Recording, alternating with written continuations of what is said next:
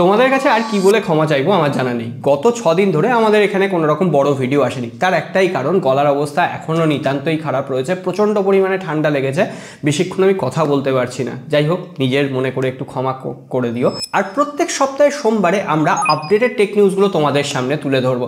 যাই হোক, আজকেও বেশ কিছু গুরুত্বপূর্ণ খবর রয়েছে। সব খবরে যাওয়ার আগে প্রথমেই বলে দিই, নিজেরা যদি গুগল ক্রোম ইউজ করে থাকো, সেটা ডেস্কটপ হতে পারে, মোবাইল হতে পারে, আগে গিয়ে আপডেট করে নাও। কারণ CERT অর্থাৎ কম্পিউটার এমার্জেন্সি টিম কিন্তু বলেছে যে পুরনো যারা গুগল ক্রোম ইউজ করছে তাদের মোবাইলে প্রবলেম আসতে পারে, ভাইরাস এফেক্টেড হতে পারে, হ্যাকাররা তোমাদের ফোন সহজে হ্যাক করে নিতে পারে। কিন্তু আমরা এত চেষ্টা করেও তোমাদের মনটাকে হ্যাক করতে পারছি না। দেখি আজকে একটু লাইকের পাওয়ারটা দেখিয়ে দাও তো। চলো, তোমরা চাইলেই 1000 লাইক তুলিতেই কমপ্লিট হয়ে যায়। আর নতুন হয়ে থাকলে সাবস্ক্রাইব করে ঘন্টিটা বাজিয়ে রাখো। চলো এবার গুরুত্বপূর্ণ টেক আপডেটগুলো দেখি। প্রথমে রিয়েলমিকে দিয়ে শুরু করি। রিয়েলমি তাদের সর্বপ্রথম flagship phone Realme GT8 Pro launch করতে চলেছে। অলরেডি আমরা ঝলক দেখে ফেলেছি। স্পেসিফিকেশন বলতে কোয়ালকম স্ন্যাপড্রাগন 8 Elite 5, মানে একদম লেটেস্ট চিপসেট থাকছে। আর দাম হবে শোনা যাচ্ছে প্রায় 70,000 রুপির আশেপাশে। কিন্তু এই ফোনটার বৈশিষ্ট্য হচ্ছে ওই নাথিংয়ের ছোঁয়া লেগেছে। ক্যামেরা বাম্পটাকে তোমরা চেঞ্জ করতে পারবে বিভিন্ন স্ক্রু টু খুলে। কিন্তু শুধুমাত্র ফ্ল্যাগশিপ ফোন ডিজাইনের নামে কেনা, আমি অতটা যৌক্তিকতা পাচ্ছি না। তবে হ্যাঁ, রিয়েলমি GT8 Pro এর ক্যামেরায় অনেকেই প্রশংসা করছে। আমি জানি না এখনো ক্যামেরা কেমন, অবশ্যই টেস্ট করার চেষ্টা করব। আর রিয়েলমির যারা তোমরা পুরনো স্মার্টফোন ব্যবহার করছো, রিয়েলমি UI 7 এর আপডেট খুব তাড়াতাড়ি আসতে চলেছে। বেটা পর্যায়ে এই সমস্ত ফোনগুলোই আসবে। তোমাদের সামনে লিস্ট দিয়ে দিলাম। প্রথমে রিয়েলমি GT7 সিরিজে আসবে, তারপরে অল্প দামের ফোনগুলোই আস্তে আস্তে আসবে। আর এই ফোনগুলোতেও স্টেবল আপডেট চলে আসবে। মোটামুটি স্টেবল আপডেট আস্তে আস্তে 2026 সালের মার্চ এপ্রিল মাস হয়ে যেতে পারে। আর রিয়েলমি UI 7 এর ওপর যদি কোনো ভিডিও চায় তাহলে অবশ্যই কমেন্ট বক্সে জানিয়ে দাও, অবশ্যই রিভিউ আসবে। এরপর আমরা অ্যাপেলের খবরে চলে আসবো। অ্যাপেল তাদের যে বেস ভ্যারিয়েন্টগুলো লঞ্চ করছে, সেটা iPhone 15 হতে পারে, 16 হতে পারে, 17 হতে পারে। সব থেকে বেশি ভ্যালু ফর মানি সেই আইফোনগুলো হচ্ছে। আর তার জন্য সেগুলো মানে বিক্রির দিক থেকে সব থেকে টপে যাচ্ছে। এবছর iPhone 17 এত পরিমাণে বিক্রি হচ্ছে, iPhone 17 Pro বা Pro Max অতটা বিক্রি হচ্ছে না। কারণ iPhone 17ই সব থেকে এবার ভ্যালু ফর মানি, কারণ 120 হার্টজের প্রোমোশন ডিসপ্লে দেওয়া হয়েছে। আর এটাই তো আমরা চেয়েছিলাম। কিন্তু হ্যাঁ, অ্যাপেল যে এবার শুধুমাত্র value for money iPhone provide করছে এমনটা নয়। খবর পাওয়া যাচ্ছে 2026 সালের প্রথম দিকে তারা 50,000 টাকার আশেপাশে একটা ম্যাকবুক লঞ্চ করতে চলেছে, শুধুমাত্র স্টুডেন্টদের কথা মাথায় রেখে। আর পাশাপাশি এটাও খবর রয়েছে, আমরা অ্যাপেলে যেমন ম্যাক ওএস পাই না, অ্যাপেল নাকি এবার উইন্ডোজও তার ম্যাকে ইউজ করার সুযোগ দেবে। কিন্তু সেই খবরটার বিশ্বাসযোগ্যতা এখনও কতটা রয়েছে জানি না। কারণ একবার যদি ম্যাকের ভেতরে উইন্ডোজের সাপোর্ট চলে আসে, তাহলে অনেকেই কিন্তু আর ম্যাক কিনবে না। অনেকে ম্যাক ওএসের জন্য ম্যাকবুক কিনতে পছন্দ করে। যাই হোক, তোমার কি মনে হয় ম্যাকে যদি উইন্ডোজ সাপোর্ট আসে তোমাদের ক্ষেত্রে বেটার হবে? যাই হোক, এর পাশাপাশি অ্যাপেলের সব থেকে যেটা কম দামি আইফোন হবে, মানে অ্যাপেলের দাম অনুসারে, সেটা হচ্ছে iPhone 17e।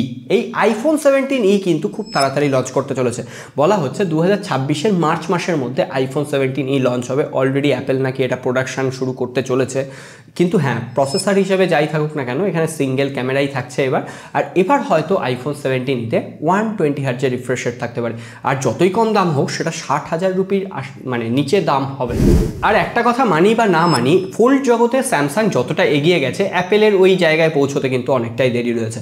কিন্তু এবার শোনা যাচ্ছে অ্যাপেল অবশেষে এত সমালোচনার পর 2026 সালে তাদের প্রথম অ্যাপেল ফোল্ড লঞ্চ করতে চলেছে, যেখানে তারা প্রথম আন্ডার ডিসপ্লে 24 মেগাপিক্সেলের সেলফি ক্যামেরা ইউজ করবে। এমনকি বায়োনিকের লেটেস্ট চিপসেট থাকবে, এটা তো বোঝাই যাচ্ছে। তবে হ্যাঁ, বেজেল আর চিন মানে ডিসপ্লেটা স্যামসাংয়ের থেকেই কিন্তু অ্যাপেল এবার কিনবে, অন্তত ফোল্ডিং ডিসপ্লেটা। কোয়ালকম স্ন্যাপড্রাগন 8 Elite 5 দিয়ে যে স্মার্টফোনটাকে নিয়ে সব থেকে বেশি চর্চা হচ্ছে, হাইপ হচ্ছে, সেটা হচ্ছে OnePlus 15। অলরেডি বিভিন্ন জায়গায় ফোনটাকে শোকেস করা হয়েছে। অবশেষে ইন্ডিয়ান মার্কেটে 13ই নভেম্বর অফিসিয়ালি লঞ্চ করতে চলেছে। আমি বারবার স্পেসিফিকেশন বলে বোর করছি না, স্পেসিফিকেশন তোমাদের সামনে দিয়ে দিলাম। আপকামিং যে ফোনের ভিডিওটা তৈরি করেছিলাম, ওই ভিডিওটা দেখেছো তো? মিস করে গেছো। এই জন্যই বলি সাবস্ক্রাইব করে ঘন্টিটা বাজিয়ে রাখো। যাই হোক, OnePlus 15 ফোনটা কিন্তু এবার সত্যিই মারাত্মক একটা ফ্ল্যাগশিপ কিলার হয়ে আসতে চলেছে।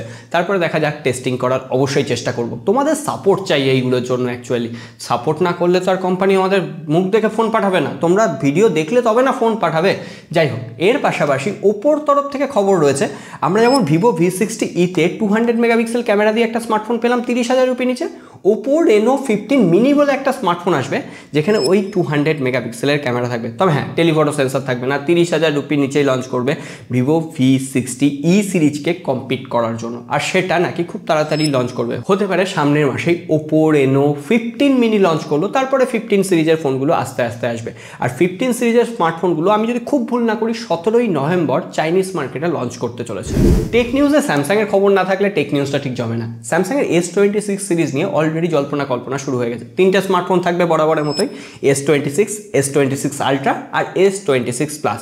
আর S26 আলট্রাতে এবার ওই অ্যাপেলের মতো অরেঞ্জ কালারের একটা ভ্যারিয়েন্ট থাকবে, বুঝতে পারছো? আর যে বাম্পটা থাকবে না ক্যামেরার, সেটাও ওই অ্যাপেলের দেখা দেখি কপি করা হচ্ছে বলেই মনে হচ্ছে। তারপরে ফার্স্ট লুক সামনে আসুক আর আমি এক্সক্লুসিভলি ফার্স্ট লুক তোমাদের সাথে শেয়ার করব, কথা দিচ্ছি। কিন্তু হ্যাঁ, খারাপ খবর এটাই যে স্যামসাংয়ের S26 আর S26 প্লাস যে স্মার্টফোনটা, সেখানে এক্সিনোসের প্রসেসর থাকতে পারে, আলট্রাতে কোয়ালকমের প্রসেসর থাকতে পারে, অন্তত আমাদের রিজিয়ানে।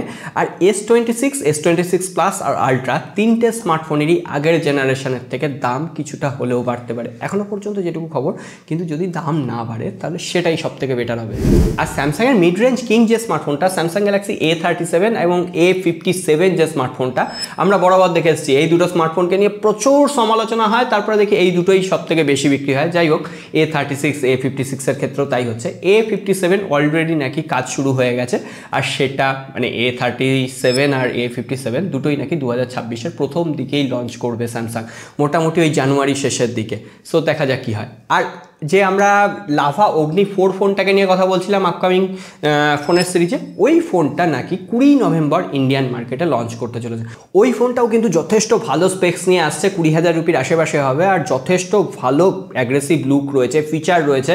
তার পাশাপাশি যে সাইড প্যানেলে বিভিন্ন ধরনের বাটন রয়েছে, কী কাজ লাগবে, কাস্টমাইজ করা যাবে কিনা, এগুলো ফোনটা লঞ্চ হওয়ার পরে বোঝা যাবে। আর মোটোরোলার তরফ থেকে G67 পাওয়ার ফোনটা লঞ্চ হয়েছে। ফোনটা আমার অতটা ঠিক লাগেনি, যাই হোক। এরপরে G57 পাওয়ার আর G57 বলে দুটো স্মার্টফোন নাকি লঞ্চ করবে, যেখানে 7000 মিলিঅ্যাম্পিয়ারের ব্যাটারি, 120 হার্জের LCD ডিসপ্লে থাকবে। সো দেখা যাক, এই দুটো 15,000 রুপির নিচেই লঞ্চ করবে। আর সবশেষে ভিভোর একটা ছোট্ট খবর দিয়ে দিই। ভিভো X200 মিনি ফোনটাকে আমরা পেয়েছিলাম 55,000 রুপির প্রাইস পয়েন্টে। X300 যে মিনি ফোনটা হবে, সেটাই নাকি এবার কোয়ালকম ভ্যারিয়েন্ট থাকবে, মানে কোয়ালকম স্ন্যাপড্রাগন 8 Elite 5। আমরা বরাবর ভিভোর যে ফ্ল্যাগশিপ ফোনগুলো, সেখানে মিডিয়াটেকের চিপসেট পাই, এবার নাকি কোয়ালকম চিপসেট থাকবে নেক্সট জেনারেশনে।